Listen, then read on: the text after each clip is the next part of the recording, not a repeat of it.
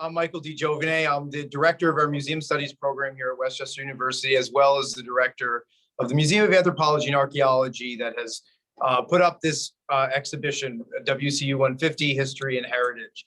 I am right now outside of the exhibition room, just to give you a sense, as this is the first talk, on a little bit of what it looks like. We're in the Francis Harvey Green Library on the main floor, and up to the sixth floor is Special Collections, where Ron McColl will then join us and show you some of his treasures. You know, over the past about year, we've had about 15 students in the Museum Studies program work really hard to curate this exhibition, the special exhibition that really takes us through 150 years of our institution's history.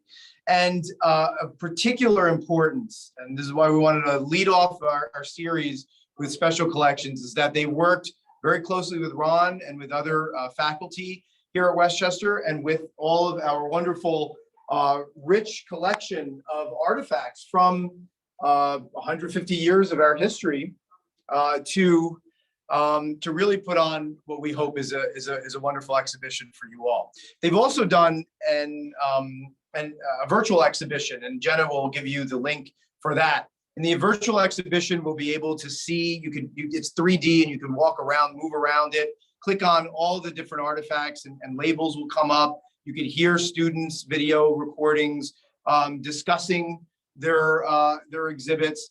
But for now, what I want to do is just take you on a very short thematic tour of some of the treasures of Special Collections that are in this exhibition. So come on inside to the museum and we'll have a look around. So for those of you who haven't seen this exhibition, it's in this one room, and we have an entire timeline that goes around the room that kind of traces the whole history from 150 years. We start here at the first exhibit that was curated by Michael Cassidy. He wanted to really, he did a great job in putting into context what the world was like in 1871 when we were founded. Now, of particular interest are a couple of things from Special Collections, including these two catalogs of the officers and students of the Westchester Academy. The Westchester Academy was a young men and boys high school founded in 1813. In 1869, they voted to close down, sell its assets, and transfer those assets to found what we now are Westchester University, but at the time was called the Westchester Normal School. On the wall over here is one of our prized possessions. This is the charter for the Normal School that established us as this normal school. The normal schools were precursors to the modern teachers' colleges. They were predominantly a 2-year high school level teacher school that they were training high school level kids to be elementary school teachers. And of course, as we went throughout time, we became to see Teachers College, which elevated to a 4-year college for 18-year-olds to 21-year-olds, and then to a liberal arts college, and then to Westchester University. Probably one of the biggest advances that we had in the normal school era was, of course, the tenure of our fourth principal, and they were called principals, not presidents back then, because it was kind of like high school. Our principal, George Morris Phillips. Phillips was an avid collector of many things. I mean, he expanded the entire university. He built the first gym, which is known as maybe with an indoor track, recitation hall, an infirmary, the demonstration school. But he was an avid collector of autographs. I'm sure many of you know the Phillips Autograph Library, which is located in Phillips Hall, that has a great variety of books published from the time period that he was living in up to through I think about the 1950s through his or 1940s, when other people were collecting as well. What he would do is buy these first edition books, send them to the authors, such as, let me show you over here, Jules Verne, 20,000 Leagues Under the Sea, or Leo Tolstoy in Russia, who signed these. Tolstoy signed in 1908. Jules Verne wrote this wonderful inscription that says something like, "Of all my unknown friends in America, I think you're the best." something like that, which is really wonderful. But of course, Phillips, one of the most important things we have in our collection is the third autobiography of Frederick Douglass that Phillips sent to him, and Frederick Douglass signed and sent back, and then began a correspondence in which eventually Phillips invited him to speak on campus. I know Ron's going to show us some of that correspondence, I think, and talk a little bit more about how he got to campus. Elsewhere in the collection, we have a number, Ron probably has almost all of the Serpentine yearbooks that were ever published, but we have probably the best one right here, 1935. It won an award from the National Scholastic Press Association for its exquisite campus artwork. It's phenomenal, and it's a shame that we can only frame one page here, but there's many wonderful sketches of Old Main and of some of the older buildings that were present on campus in the 1930s during the State Teachers College era. Of course, the State Teachers College era was from 1927 to 1960, so we were marked strongly by two wars, really, by World War II and the Korean War. We have here a number of things from World War II from special collections, including a 1943 Serpentine yearbook showing some of our students who went off to war. A war ration book, which I, as somebody who didn't live through that era, I find particularly interesting. Of course, those rations are by weeks that you can hand in for sugar or meat. And then upon our return, we have a couple of pamphlets kind of explaining to students how we transition from war to peace, and providing an honor roll. That yellow one back there is an honor roll of the students who had fought in World War II. Special Collections has a number of other things, such as uniforms that were donated throughout a number of our military incursions. Another really important collection that Special Collections has, and we have one of these on display, is the Darlington Herbarium. Ron McColl is the curator of that. The Darlington Herbarium, he can talk more about that. It was given to the Westchester Academy in 1850, and is the second oldest institutional herbarium in the United States. In 1965, we finally cataloged it. I think Ron is working hard to catalog it once again and bringing it up to date. We have a number of other artifacts. I think just to give a little bit of a taste of some of this, I love this over here. This is from, I think, the 1920s, a schedule for a first year student, what they had to take in terms of their classes, teachers' manuals. Of course, we were a normal school for much of our history, so we have a lot of educational artifacts. And another really wonderful prized possession is Ruby Jones's class register. Ruby Jones was not only a student here, but she was the first professor of color at Westchester University, and we renamed the demonstration school Ruby Jones Hall after her.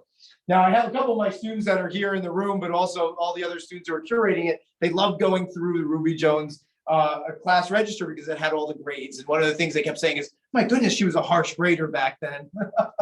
So I really like that as well. We have some other implements for education that come from Special Collections, such as the Cochrane microscope. This is one of the early biologists teaching biology classes on campus. And we also have a number of artifacts from student life, and I really enjoy these artifacts. We have the quad, the amulet.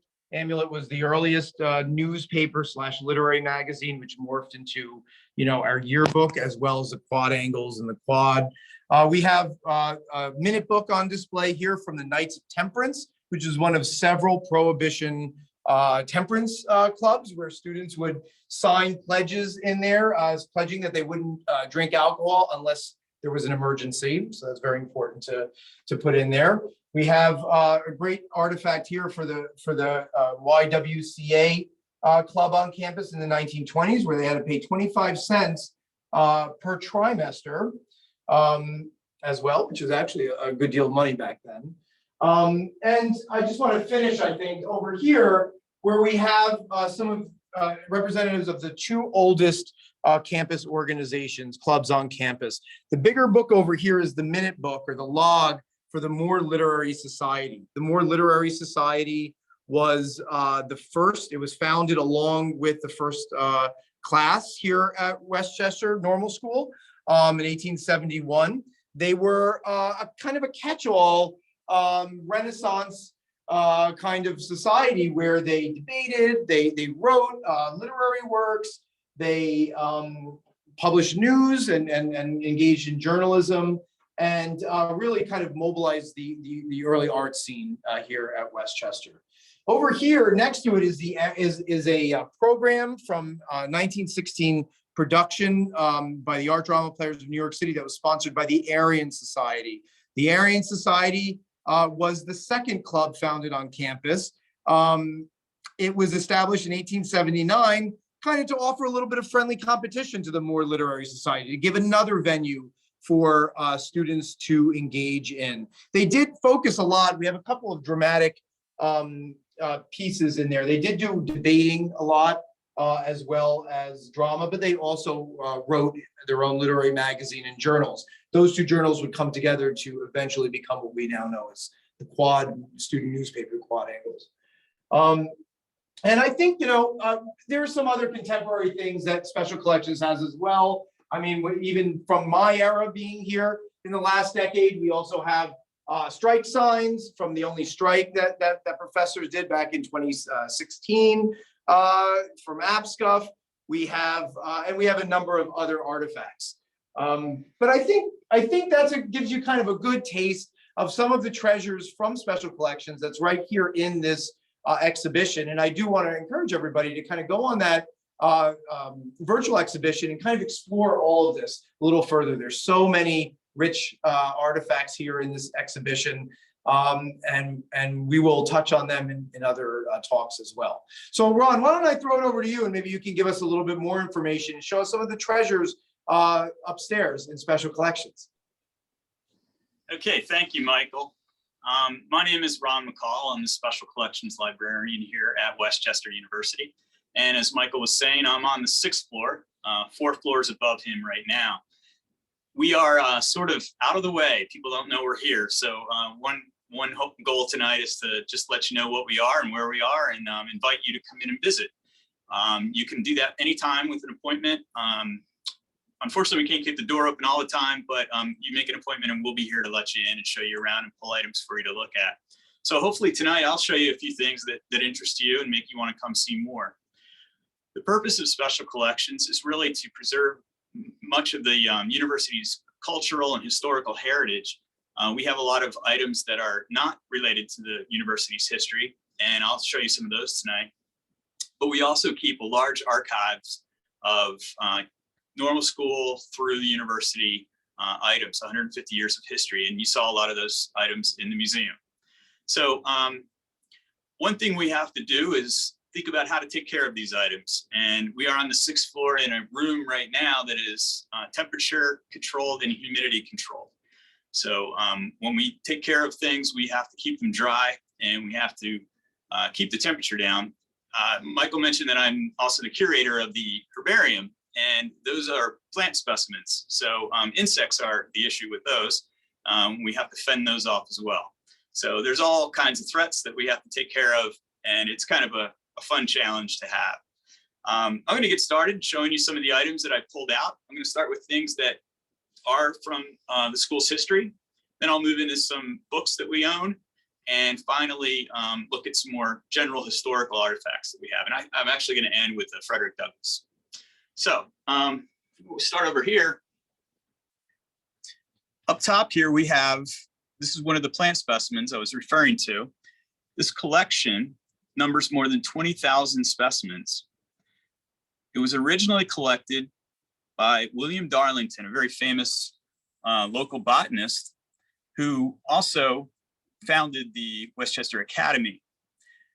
over time, he would collect specimens from around the world from dozens of the leading botanists of the time. Asa Gray, John Torrey, William Jackson Hooker, name after name that would have been at the top of the field during his lifetime. And he was there as well. So one of the challenges in preserving these items is, taking care of them and having the space to store them. So we have large cabinets where they are stored. And another thing we have to do is occasionally somebody will ask us if we have a specimen. So we get queries from around the world, Europe, South America, Africa, if we have a certain specimen. And pretty soon we're going to be able to help people out a lot more because we are currently digitizing this entire collection. And so in the coming year, I would hope we will have the entire collection accessible online for scholars around the world to visit. Another little artifact, among many others related to Darlington, is this hand lens. The little instrument he would have looked through to examine plants up close in the field. And this would have been in his pocket every day, I'm sure. Below here, we have a receipt from a student in 1876, where they have paid for their tuition. And if you can see the amount there, it's $45. So this kind of record gives us a real perspective on history and how things have changed over time. We have a lot of student records. We have this kind of documentation of costs of items and expansion costs and that sort of thing. So anytime that kind of research is being done, we're the place to come to find out what things cost. All right, if we move over here you may recognize what's called the dink. This was the little beanie hat that freshmen were made to wear for many years here on campus. I think it should come back and be a tradition again. I don't know whatever happened to it, but we have several of these, and alumni donate things like this to us all the time. So I encourage you to think about donating anything you want to give to us as well. We have some photographs laid out here too. Here's a photograph of Recitation Hall in the 1890s. And you'll see a large class depicted there. See the interior of the building, which is really spectacular at the time. And this is just one of tens of thousands of historic photographs that we have in our collections. Some of these we have also digitized and put on our digital collections, but we are working hard to put many more up for you at the moment. A couple of smaller photographs to the right are the Griffin cannon that was made by the Phoenix Ironworks in Phoenixville and was used here at what was Wayne Field before the campus was built during the Civil War. That cannon stayed on campus for many years afterward. And that's one of the really rare, nice photos of the cannon.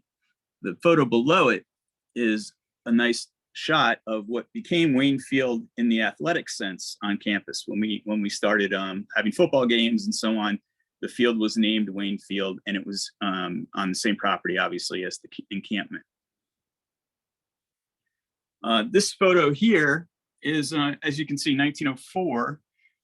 We have photos like this of nearly every graduating class from the 1880s and 90s and early 1900s. This would be the class of 1904, and they are actually in front of Old Main Hall, which is gone today. But if you look carefully at the main arch behind them, you'll see that that's what's been preserved and is now out along High Street. In the back here, I pulled some serpentines. Michael was talking about the serpentine of, I think he said 1935, and I happened to pull that one just by chance. But we have every serpentine going back to 1910 when they first started to publish them. Actually, it was called the Pathfinder then. And we have publications that predate that as well. So we have all the journals from the Aryan and Moore societies. We have student newspapers well back then, and the Amulet, which predated the newspapers. So this is a rich, rich resource that people can do historical research on to learn about facts of the early university. I think at some point you'll hear from Ann Krolikowski, who's written the history of the 150 history book of the university, and she spent a lot of time in our archives, our yearbooks, and all those other treasures that I talked about. Now, special collections is more than just university history. We also have a very nice collection of rare books, and I'll tell you the story of how we acquired some of these, but I pulled out a few samples for you just to give you a sense of how eclectic our collection is. The first work is one of our great treasures. This is what's known as Shakespeare's First Folio. This work was published in 1623. It was the first time that Shakespeare's works had been collected in print. He had been dead for 7 years, but this was the first time his fellow playwrights got together with the scripts they had left and went to the printer. And so this is a significant work because it's the first time that many of his plays appear in print at all. And some other things happen here. This engraving that you may recognize is made just for this edition. So that's where that picture comes from. The plays here are divided into comedies, histories, and tragedies for the first time. And the beauty of this book is there are today, we know there are maybe 235 to 240 copies of this. We find one every few years, perhaps, but it's believed that the first print run was maybe 2 to 3 times that many. Many of these books are in the Folger Library in Washington, D.C., which holds, they have over 80 of these first folios. And the great thing is that no two are alike. Due to the nature of printing at the time, there were errors in each one, and this volume is full of errors. Pages jump 100 at a time, and then pages are missing, and you name it. So no two editions are the same. So every one is a real treasure for scholars to study. And we're lucky to have this. Very few are even in Pennsylvania, and we have one. We also have the full set of folios, the subsequent folios that were printed in the 17th century as well. This and several other works came to us from William Pyle Phillips, who was the son of George Morris Phillips. And he dedicated these to us, and he wanted them to be known as the Francis Harvey Green folios. Green was the namesake of our library. He was also a well-respected literature professor here on campus.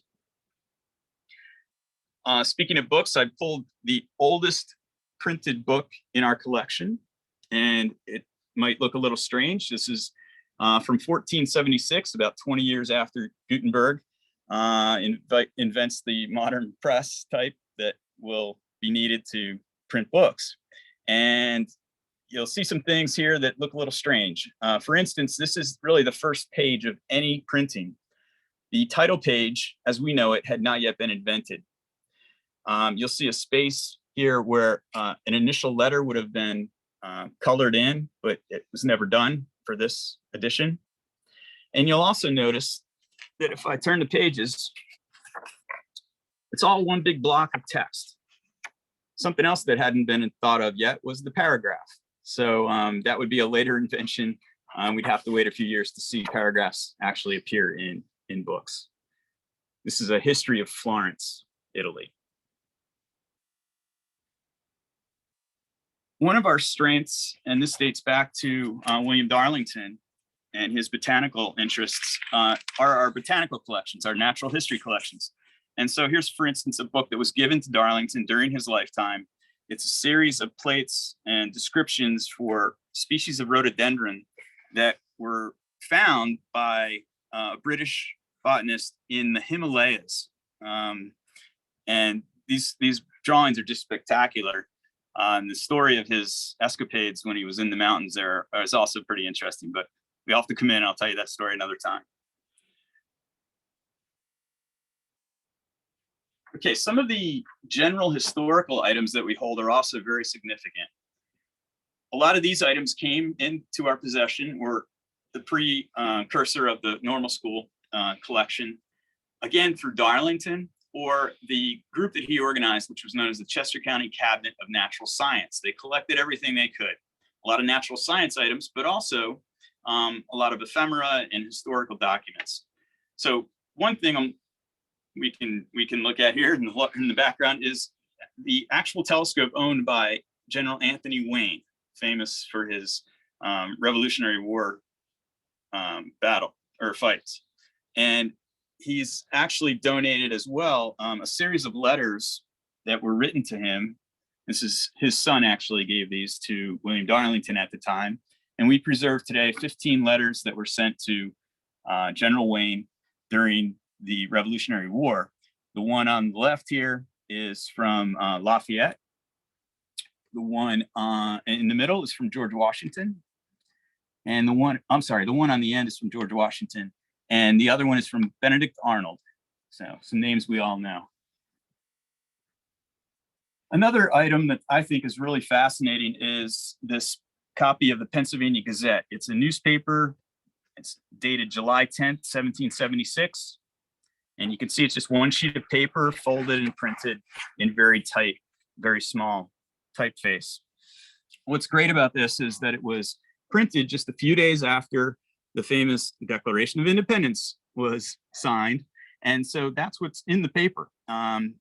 It's running the first 2 columns, and it's the first thing people would have read when they picked up this issue of the newspaper. It was, I believe, on the weekend of the week that it was signed. But a terrific irony is also present here. After the Declaration ends here in the middle column, ads start to run down the third column of the paper, and they run through the rest of the newspaper as well. And those ads are, in many cases, reward ads and descriptions of runaway slaves. So right here, as we're declaring our independence, we can see how people are still suffering under the hands of slavery at the same time. Finally, I said I'd end with Frederick Douglass, and here is a clipping from his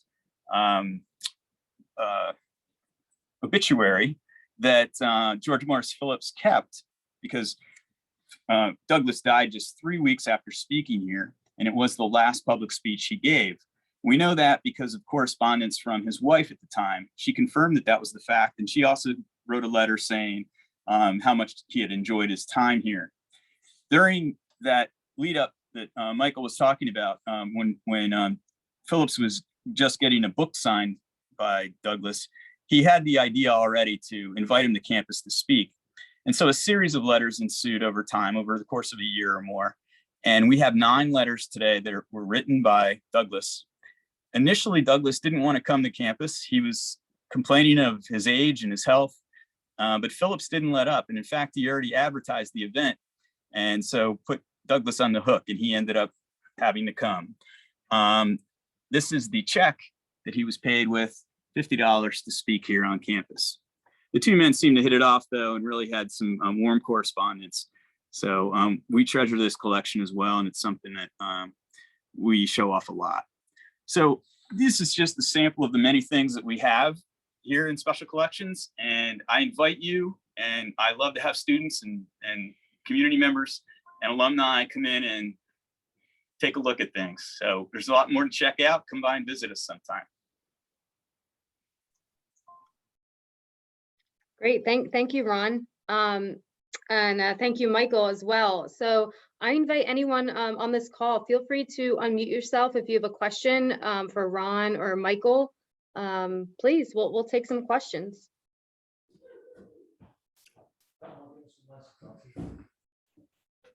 So,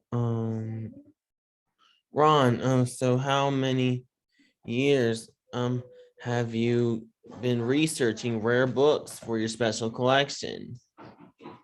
That's a great question. I've had an interest in it and been doing my own research for probably 10 years, but I've only worked here as the librarian for 2 years. Wow. Wow, Ron, interesting. Great question.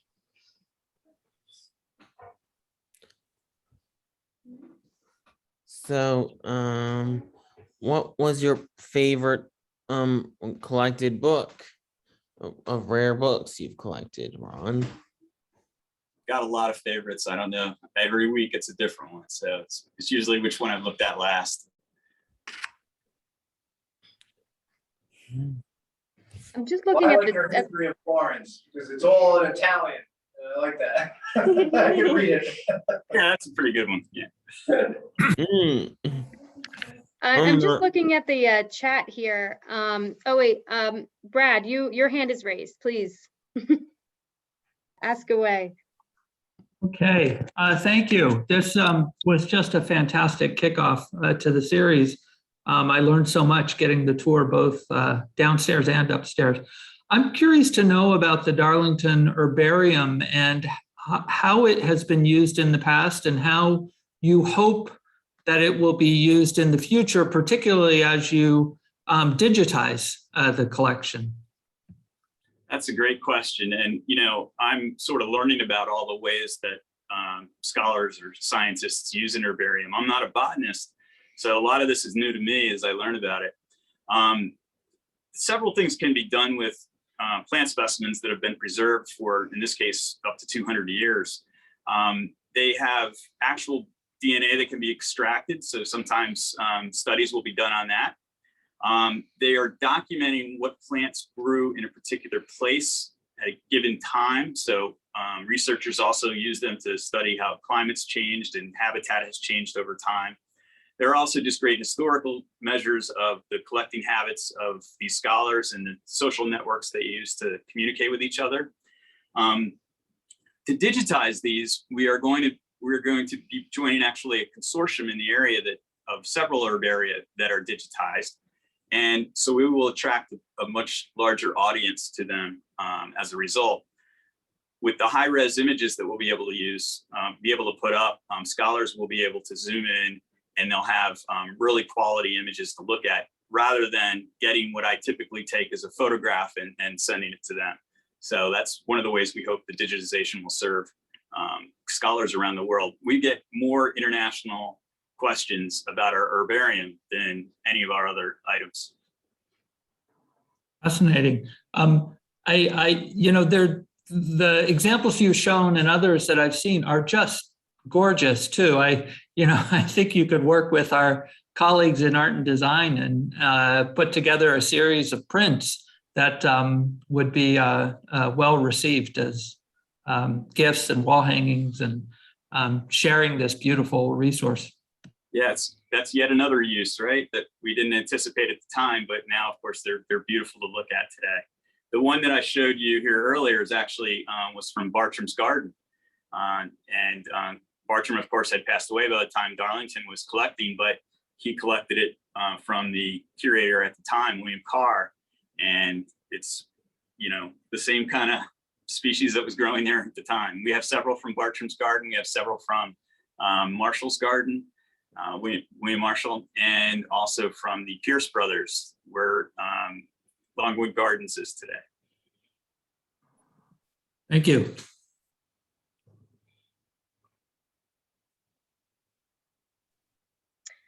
Rada, you have a question. Yes, can you hear me? Yes, we can. Okay, thanks.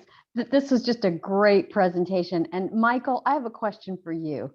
Sure. Can you go back to the schedule that had lunch in the middle, the student schedule, and just give us a flavor of what courses that student was taking? I'm just so curious. So this is a schedule. I'm trying to, it says a lot of teaching, lunch, teaching, conference, Okay. tech. Okay. I'm looking at it on a phone, so it was so small I couldn't see Right. it. Yeah, we were going very quickly. Got it. Okay. Just a look into the mind of one of our students years Sure. ago. It looks like my schedule, Rada. Teaching. Oh, wow. Another thing that I like here too that we didn't take a look at.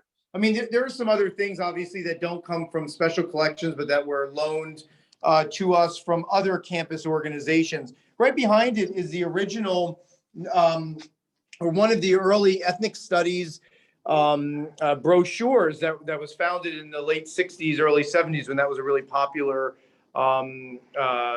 field of study, especially in anthropology, sociology, and so on, as we were kind of dealing with these new ethnic groups, acculturating or enculturating into American society. And I do want to point out, because my colleague in sociology runs it, we recently changed the name because things change over time. Ethnic studies itself is not as the buzzword that it was back in the 70s and 80s when people were worrying about kind of ethnicity and acculturation. And we recently changed the name to the Institute on Race and Ethnic Studies. And we have a minor in that as well. So I really like that piece that was on loan from Dr. Ceballos. Other pieces on loan that are even more recent is this Ram Chef from the nutrition department. Jeannie Subak runs a program where they teach, where the nutrition students match up and teach students on the autism spectrum how to cook and become chefs. So we have a really rich variety of artifacts that really kind of showcase a lot of the diversity of our of things going on at Westchester as well. Is there an opportunity can you hear me? Yes. Yeah. Okay, this is Jim Trotman. I'm a retiree and the founding director of the Douglas Institute. And I have, and my students were responsible for much of the discoveries about Douglas in Westchester. So I'm very happy to see his presence in the museum. I've got two questions. One is, are there plans to put the museum in book form at the end of the sesquicentennial? And number two, are there plans to digitize what we have on Douglas for the following reason? So many of our students have heard about his mark on the campus, but getting access to it is a bit of a challenge. And I was just wondering if there are any plans in the making to make access to Douglas's legacy a little earlier, a little sooner, I suppose. And then thirdly, let me just thank you for the entire evening. It's just been really wonderful, and I've appreciated it so very much. Well, we should thank you as well, because you worked, for those of you who didn't know, you worked with some of my student co-curators, such as Aaron Stoyak. You did an interview with him that is going into this into his research and his exhibition on race, diversity, and inclusion over the years at Westchester. Your oral history, or at least a 2-minute snippet of that interview, is located on our virtual exhibition as well. So when you go to that link, the virtual exhibition, to the right are buttons, and one of them will show you all of these timeline cards so people can read them up close. Another button will be these recordings as well. And then a third button are all the oral histories from Larry Dowdy, from you, from others that Aaron had interviewed. But let me answer your first question, and then I think Ron will take over with the question on Frederick Douglass and digitization. But yes, part of the pedagogy of this 4-credit course, because this is the capstone course for the museum studies minor, it's called Museum Exhibition Design, is that students also write and publish a catalog. It's ISBN numbered, peer-reviewed catalog that's published by Kendall Hunt Publishers. So it'll be available on Amazon. It's in the Library of Congress. And each of the student co-curators, essentially, they've learned how to write an academic catalog copy on their particular exhibition that they curated. So Aaron has actually, I think he might have 2, because he has one on his exhibition, but then there's also one where it's just utilizing the oral history research that he did, which was grant funded by the Surrey program, the Summer Undergraduate Research Institute program here at Westchester. So yes, the answer is emphatically the Museum of Anthropology always publishes a museum catalog for every exhibition, and that will be available sometime soon. We got to get through this year. Yeah, as long as it's in the planning. Yeah, it definitely is. And of course, we also have the Ann Kurlikowski's 150, the sesquicentennial history, which is a little different, but so we're gonna have Right. 2 books for the sesquicentennial, essentially. The more the merrier. Yeah. Yep, that's exactly right. And for your second question, anyway, Jim, you're in good luck tonight. Recently, I had a student create a digital exhibit for the Frederick Douglass letters. She Oh. also transcribed all the letters, so they're easier to read online. We haven't put it up yet, but it's ready to go. So you should see that very soon. I can I'll make a note to send you a link when it's ready. I'd appreciate that. Yeah. And thank you so very much. You're welcome. Thank you. Nice to meet you both, by the way. Yeah. Same here. So we have another hand raised here. Sheldon, go ahead. Thank you very much for the invitation. A great show. I wanted to ask about how do you go about contributing items to your collection?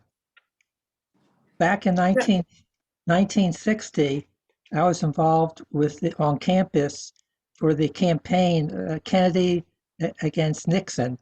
And I have a collection of photographs and letters and things like that. Is there any way to contribute that to your library? Absolutely. Thank you for asking. And that sounds like a wonderful collection, which we really don't have anything aligning with. So that would be a wonderful item or collection to donate. You can reach out to me.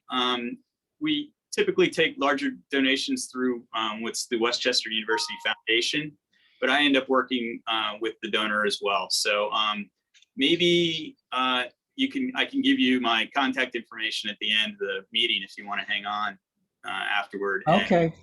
Thank you. Yeah, thank you. And I'll just say too, one of our recent exhibitions at the Museum of Anthropology and Archaeology was on the Berlin Wall. So around, that era. And we have a very rich collection of things from East Germany, West Germany, and elsewhere during that time period. So if you ever are interested in that, we can of course pull out that collection as well. Great. We have another question from the chat here. Seth, go ahead. I'm not sure who this might be a question for, but are you able to provide some background on how the university acquired Benjamin Franklin's clock?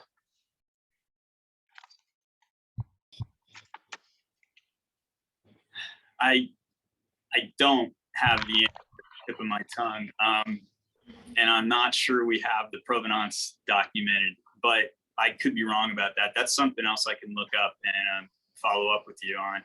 We've had it for a long time. I believe it came through one of the members of the Cabinet of Natural Science at the time, but I don't think we have an exact record on where it came from. Right, it's a good question too, because when you're talking about provenance, this is something that our museum studies students learn all about when you're going to acquisition in a contemporary era, right? This is when we got the Darlington Herbarium, that was a different issue. But we always have to trace every artifact in the museum goes through tracing the provenance, the origin of where this comes from. It's an ethical issue as well as a collections management issue, and certainly, and this is germane to this, if you want to deposit anything in our time capsule, which I forgot to mention, we have an interactive time capsule here where people, especially alumni, have been depositing. I think there's even a dink in here somewhere. We also got a piece of Old Main as well. We do encourage you also to tell us who you are, how you acquired these things, so that not only do we have the provenance, so we know how it was sourced, because that's very important ethically for museum collections, but also so we have that story, right? So we know why that was important, how it was used, its significance in the time period. That also helps Ron out or me out a lot in understanding better our history and how to preserve these artifacts. Great. Does anyone else have any questions for Michael or Ron? I had one more question, Jenna, if there's Go right time. ahead. Absolutely. Yeah, a question for both of you. I'm curious about space on campus. Space is always tight for, pretty much any program at a university. I'm wondering, do you have plans for the future for museum space, special collection space at Westchester University? Well, we have a fund with the foundation, if anybody would like to donate, so that we can make some space. No, Ron, you can answer that. Yeah, space is, you put your finger on it. It's a real challenge for us. We have things stored in several locations. We have an offsite storage location. Part of the issue with that is that we can't control the conditions in those offsite and remote storage areas. So it's not ideal for preservation. We do have a vault where we keep our most valuable items, so we're lucky to have that. But as we acquire things, it's always a challenge to fit them in and make room for them. I think I plan and I hope to be making progress with that if we should ever have a library renovation, which has been talked about. So hopefully in the coming years, we'll be able to plan very practically around the storage needs that we have. Right. Yeah, I mean, just for us in the Museum of Anthropology and Archaeology, which is located in old library, so not in this library, we do have storage space. We curate a collection of like 300,000 artifacts, many of which are archaeological artifacts. Like this over here is a 5,000 to 8,000 year old soapstone bowl used by the precursors to the Lenape people here, right here in around this area in the Eastern Woodlands. So we have storage space for that. We also have several different storage cabinets and as well in old library for all the ethnographic artifacts. We have 60 diverse Andean hats, for example, from different cultures in the Andes. We have Berlin Wall collection, including pieces of the Berlin Wall. We have collections of 1920s clothing and toys. And all of these, of course, require very different types of climate conditions, very different types of storage. We need, we have facilities for mold remediation on textiles. It really does, like Ron said, really take up a lot of space, as well as a lot of time and expertise to be caring properly for all of these artifacts. And of course, both of us have collections management software so that all of these artifacts here are cataloged appropriately so that we can locate them when people ask us about things. We frequently, of course, get archaeological questions about our archaeological collection. We frequently share things with, for example, with Chester County History Center. We have some of their collection and they have some of ours that we go back and forth. So, any museum, including special collections, we're always trying to figure out not only space, but like how to move things around. And we'll often put things on loan or get things from other museums that don't have the space for them as well. That's a great question, Brad. I think it was Brad. Yeah. Does anyone else have a question? I did miss, there's a question in the chat. So from Susan, children today no longer learn handwriting and can't read script. What a loss to not be able to read these letters from history. When letters are digitized, are they also transcribed into printed text?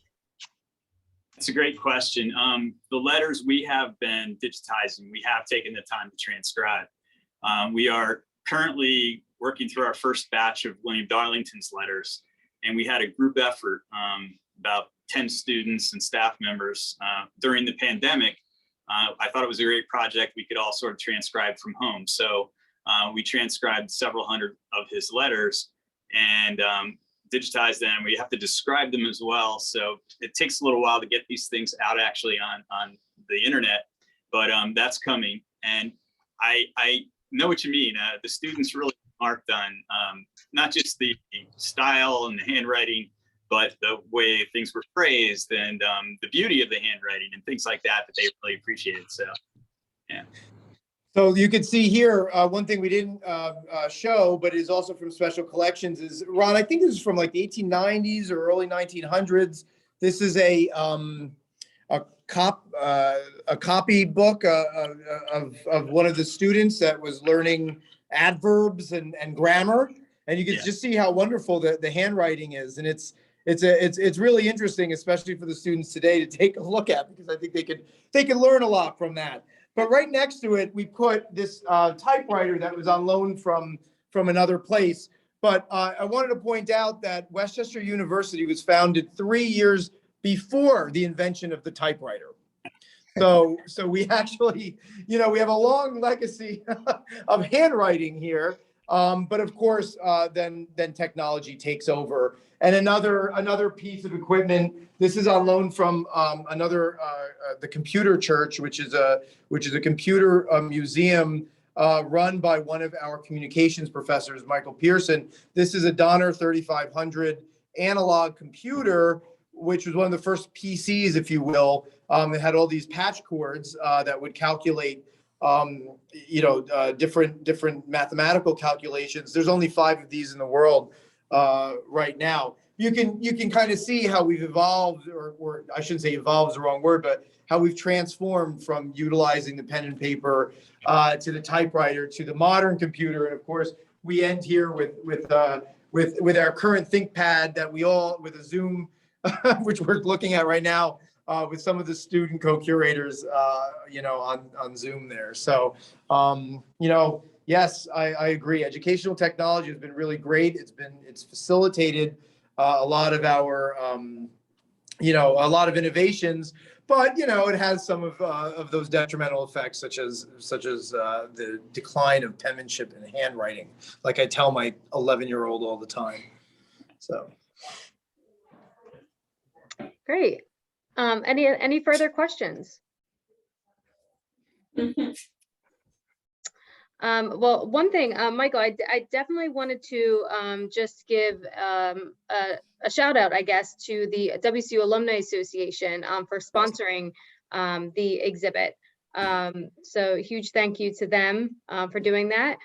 And yep, there you go. There you go. Alumni Day program for the 50s. That's what we have on display here. Sorry, Jenna. Perfect. Nope. That was it. And just thank you to Michael and Ron, for teaching us about all these things tonight. And if no one else has any questions, then I think we can close it down.